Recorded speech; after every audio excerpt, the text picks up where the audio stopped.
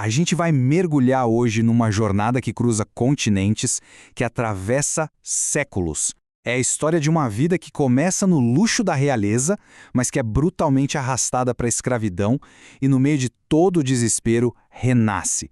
Renasce como uma chama de resistência que, olha, não se apaga. E o ponto central de tudo tá aqui, nessa frase. A tragédia da Ayana não veio de um inimigo de fora, um desconhecido. Não, ela nasceu da ganância do seu próprio povo. Uma traição que torna a ferida muito, mas muito mais profunda. E a história bem mais complexa. Então vamos lá. Nossa história começa aqui, na capital do Reino do Congo. A Ayana tem só 12 anos. Ela é filha de um general super respeitado, cheia de orgulho. Ela vive num reino que até sonha em se modernizar, mas que na verdade já está começando a apodrecer por dentro. E o que choca nesse slide é a brutalidade da transformação. A cobiça por tecidos, por pólvora, por luxos, fez com que os nobres do Congo simplesmente ignorassem as próprias leis do reino. E aí, enquanto o pai dela estava fora, lutando justamente para impedir esse comércio legal, Ayana foi capturada. E não por invasores, não, por compatriotas. De herdeira a um volume de carga assim numa única noite. Essa traição joga ela direto no próximo capítulo de horror da sua jornada, a Travessia do Atlântico, um período sombrio que ficou conhecido como a Passagem do Meio.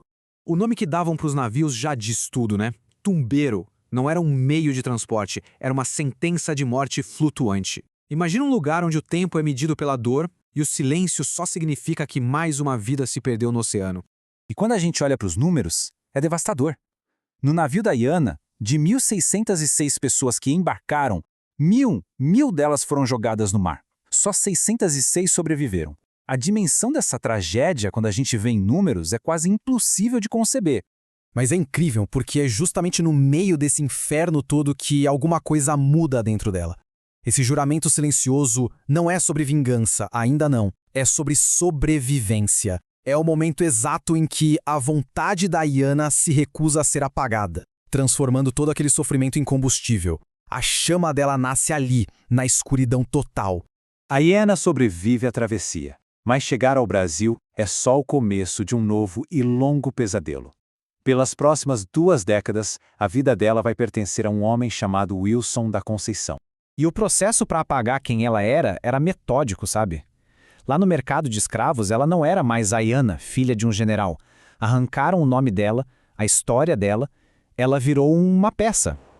Uma mercadoria que era inspecionada, avaliada e comprada.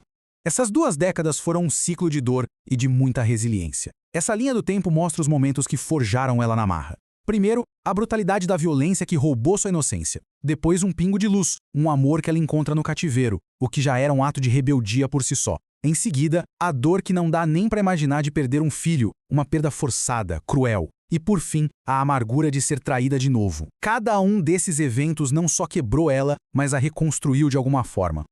Mas é importante entender uma coisa. A sobrevivência da Ayana não foi só aguentar, não. Foi uma luta ativa, travada ali nas sombras. Ela aprendeu a ler e usou o conhecimento como uma arma. Manteve a fé dela viva, um lugarzinho dentro de si que ninguém podia tocar. A resistência dela era intelectual, era espiritual. Uma semente do que mais tarde viriam a ser os quilombos, sabe? Espaços de liberdade no coração da opressão. E tudo se resume a isso, a essa filosofia que era a essência da luta dela.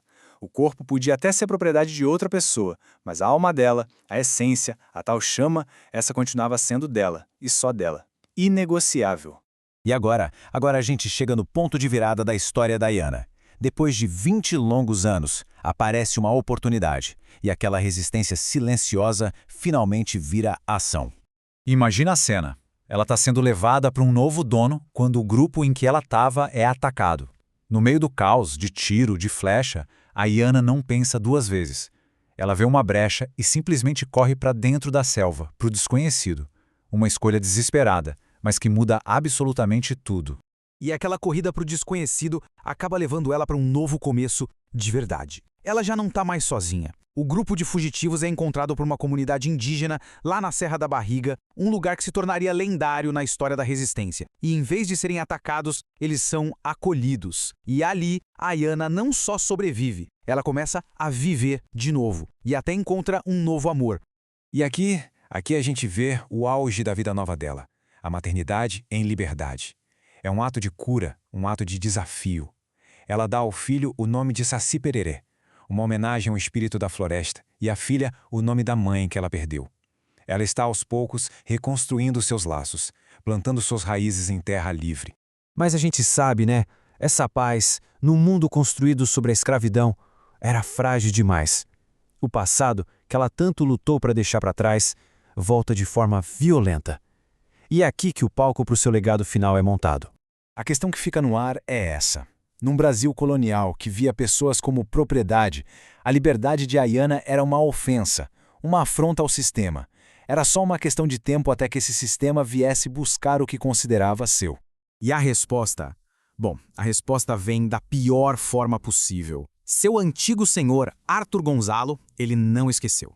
Ele organiza uma expedição enorme, com caçadores de recompensa, soldados da coroa e um único objetivo: recuperar o que ele ainda via como seus fugitivos.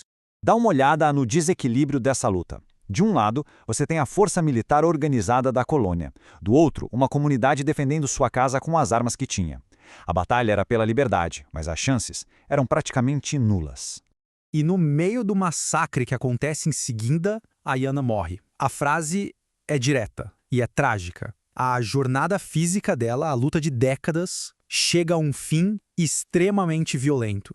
Mas, e esse é o mais que muda tudo, é aqui que a tragédia vira lenda. A Ayana se foi, mas o filho dela sobreviveu. E naquele sorriso, no meio de toda a dor e da perda, está a promessa de que a chama não se apagou. O espírito de resistência foi passado adiante, plantando a semente de uma nova história, de uma nova lenda. A luta dela não terminou. Ela só mudou de forma.